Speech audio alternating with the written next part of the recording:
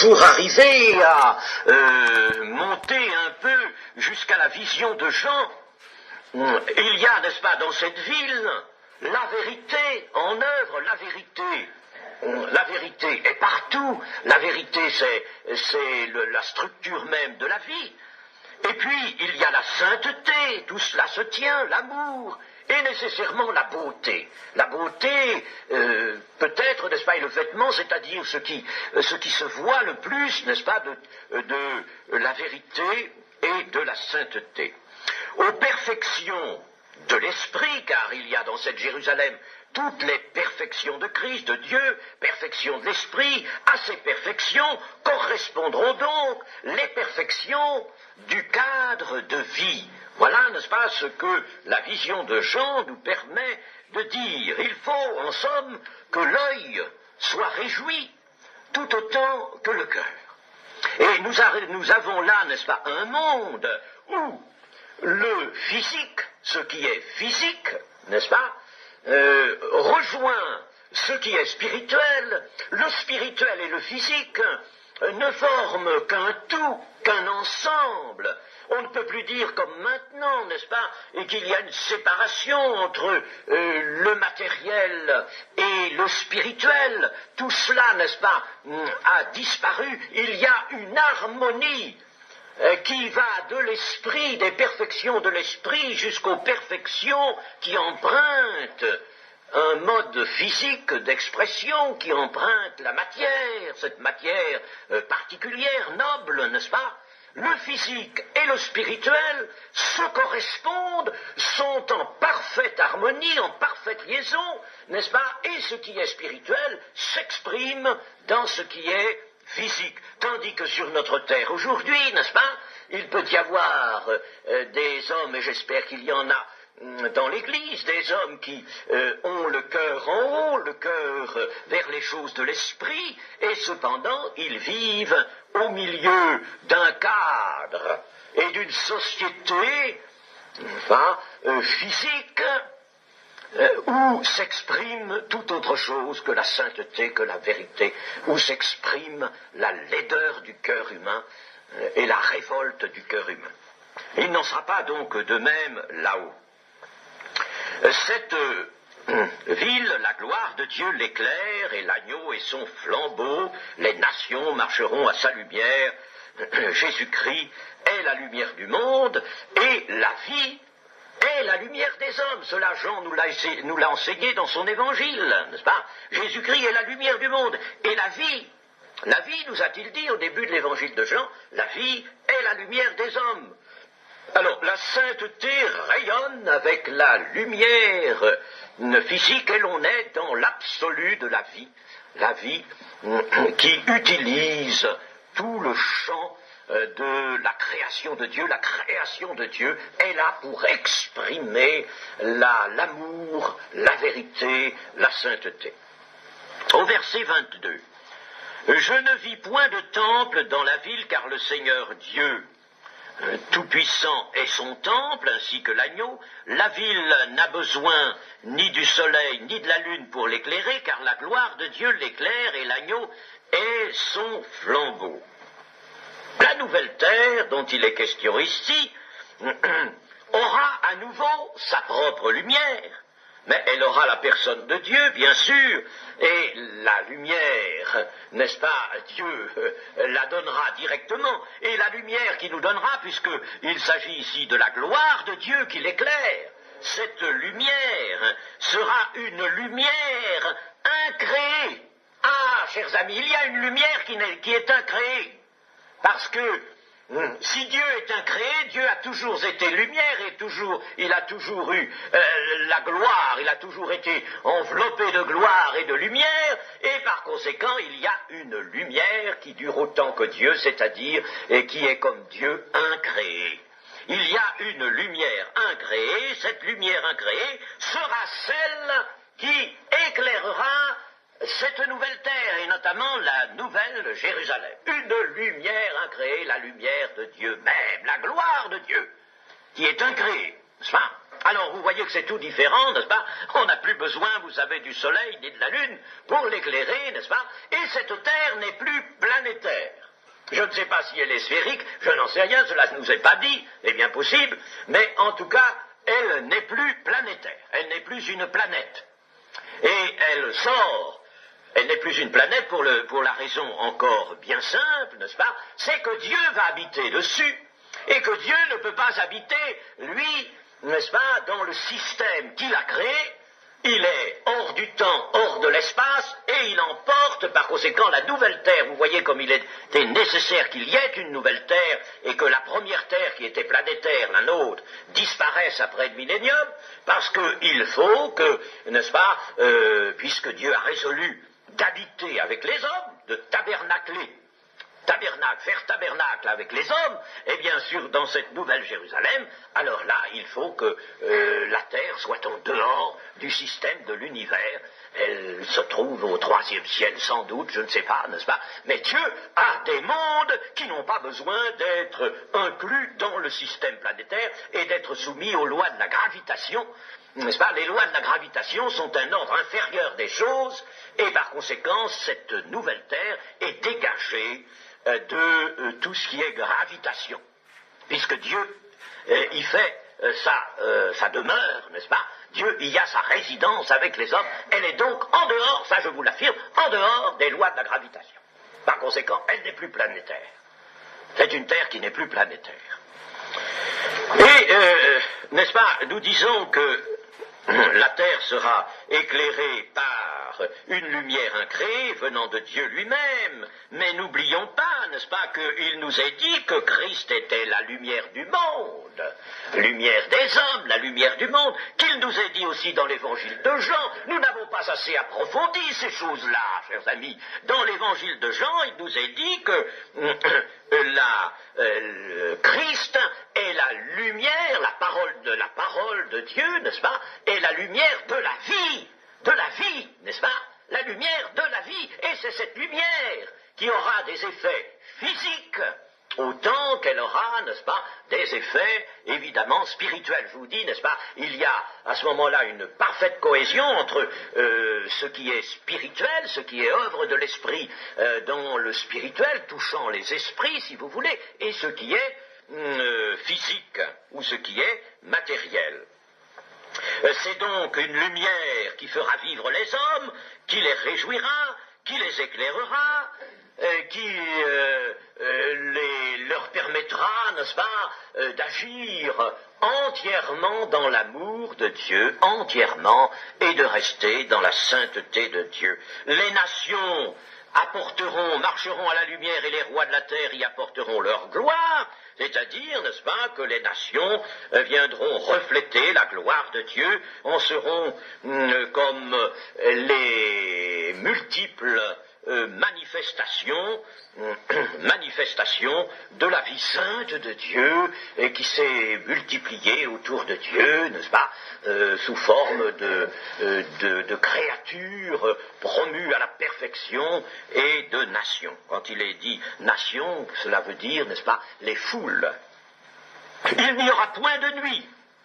Il nous est dit qu'il n'y a point de nuit dans cette ville et sur cette nouvelle terre, c'est-à-dire qu'il n'y a plus, je vous le disais, de cycle planétaire, il n'y a plus d'existence planétaire, cette terre étant en dehors du système gravitationnel. La lumière venant de Dieu, d'autre part, n'est-ce pas, ne s'éteint jamais, et par conséquent, il n'y a pas de nuit. Il y a même un verset au chapitre 22, verset 5, il y a même une précision, il n'y aura plus de nuit, et ils n'auront besoin ni de lampe ni de lumière, parce que le Seigneur Dieu les éclairera, et ils régneront au siècle des siècles. Il y a une place dans la ville, au chapitre 21, la place de la ville était d'or pur comme du verre transparent.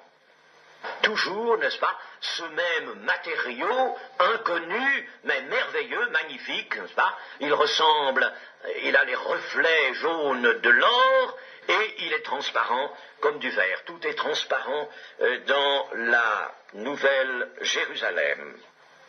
Si la place est d'or pur, transparente comme du verre, on peut, n'est-ce pas, évidemment, en inférer une petite réflexion, une petite chose d'ordre tout à fait pratique. On pourrait dire là, n'est-ce pas, il n'y a pas de poussière, il n'y a pas de boue, il n'y a pas d'impureté quelconque, n'est-ce pas, tout est net. Ça n'existe plus, les poussières. On n'aura pas à essuyer, n'est-ce pas, à nettoyer, à laver. Il n'y a plus rien, n'est-ce pas, il n'y a pas d'impureté. Et nous voyons ici, n'est-ce pas, par cette petite réflexion, nous voyons qu'il n'y aura plus les actuelles infirmités de notre mode d'existence. Parce que nous sommes dans un mode d'existence qui a ses infirmités, n'est-ce pas? Tout s'abîme, tout s'use, tout se salit, il faut constamment nettoyer. Enfin, eh bien oui, mais ça, dans une création, n'est-ce pas, portée à la perfection, ça n'existe plus, ça. Et il n'y a plus ces infirmités-là. On pourrait se poser la question de savoir pourquoi Jean n'a pas fait une description qui ait suivi un ordre logique. Vous voyez, n'est-ce pas, quand on a suivi ça, l'ordre de la description n'est pas du tout logique. Hein?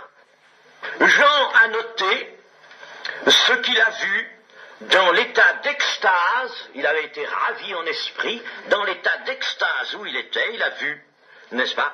Et quand il s'est trouvé en présence de cette ville, de cet objet extraordinaire, immense, n'est-ce pas, qu'il a contemplé, qu'il a regardé, alors il a décrit tout point, n'est-ce pas, où sa vue se portait, sa vue voulait se porter partout. Imaginez que ce soit vous qui se trouve là, n'est-ce pas, vous regarderiez ici, là, partout, n'est-ce pas, vous voudriez tout voir en un instant. Alors, eh bien, il a regardé là, il a regardé, alors, à chaque fois qu'il a porté son regard sur un point quelconque, n'est-ce pas, immédiatement, il a dit ce qu'il voyait. La description qu'il nous donne n'est nullement réfléchie, et c'est à quoi je voulais vous amener. Elle n'est pas réfléchie, n'est-ce pas, c'est pas une description réfléchie, par conséquent, c'est pas une description que l'homme a composée, n'est-ce pas, quelque temps après, revenant de ce grand voyage en esprit. C'est une description qui procède directement, n'est-ce pas, de sa vision, et qui lui est rappelée par inspiration. Il la donne comme ça. Il nous fait assister à sa vision. Nous voulons terminer sur le verset 22 du chapitre 21. « Je ne vis point de temple dans la ville, car le Seigneur Dieu Tout-Puissant est son temple ainsi que l'agneau. » Il n'y a pas de temple dans cette ville pour l'homme qui était séparé de Dieu, ce que nous avons, nous, connu sur cette terre, l'homme séparé de Dieu. Le temple était un moyen de grâce. Dieu s'y cachait, s'y dissimulait, n'est-ce pas? Tandis que là, dans la Nouvelle Jérusalem, Dieu sera tout en tous, nous a dit l'apôtre Paul dans 1 Corinthiens 15, il sera tout en tous. Jésus-Christ, roi, sera là, n'est-ce pas? L'agneau.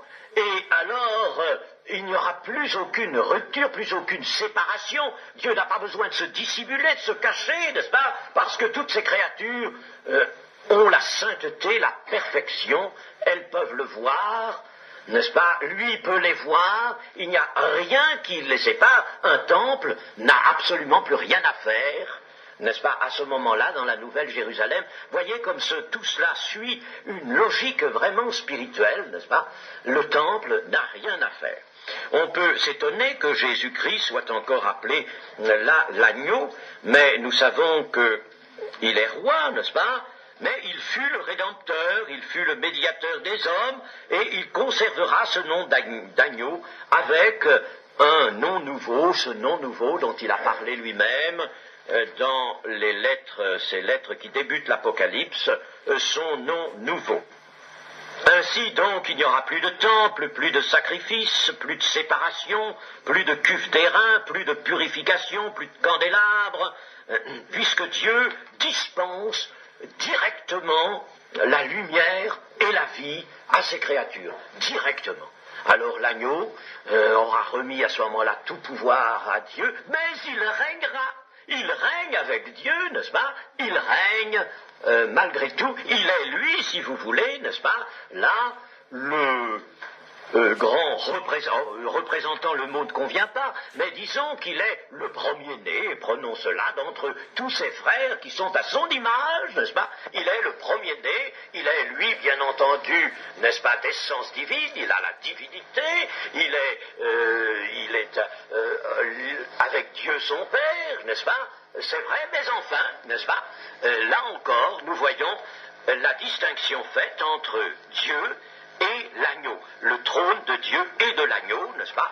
Et l'agneau trône donc à son trône à côté de celui de son Père, et les hommes sont là dans le bonheur le plus grand. Relisons tout à fait pour terminer, au chapitre 21, le verset 3, et j'entendis du trône une voix qui disait, voici le tabernacle de Dieu avec les hommes, il habitera avec eux, ils seront son peuple et Dieu lui-même sera avec eux, il essuiera toute larme de leurs yeux, la mort ne sera plus, il n'y aura plus ni deuil, ni cri, ni douleur, car les premières choses ont disparu, c'est un ordre tout à fait différent, et il me dit, c'est fait. Je suis l'alpha et l'oméga, le commencement et la fin. À celui qui a soif, je donnerai la source de l'eau de vie gratuitement. Celui qui vaincra héritera ces choses. Je serai son Dieu et il sera mon fils. Mais pour les lâches, les incrédules, les abominables, les meurtriers, les impudiques, les enchanteurs, les idolâtres et tous les menteurs, leur part sera dans les temps ardents de feu et de soufre, ce qui est la seconde mort. Voilà ce que la Sainte Écriture nous donne comme vision de l'éternité. Le millénium est beaucoup plus proche, il tient encore beaucoup de choses de notre monde que nous connaissons, n'est-ce pas? Alors il nous est plus facile de le comprendre, mais le millénium n'est qu'un règne intercalaire, intermédiaire, transitoire, pour la destruction de tous les ennemis et pour le passage à l'éternité. Le but de Dieu, c'est donc d'arriver à ce que nous avons lu, c'est-à-dire d'habiter lui-même avec les hommes dans la cité sainte. Que le Seigneur soit béni.